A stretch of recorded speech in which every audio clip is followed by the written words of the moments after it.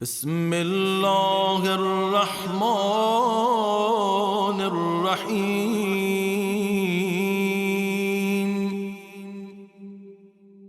اللهم اجعل لي فيه إلى مرضاتك دليلا،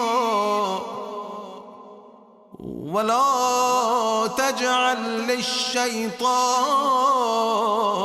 فيه علي سبيلا، واجعل الجنة لي منزلا ومقيلا. يا قاضي حوائج الطائفين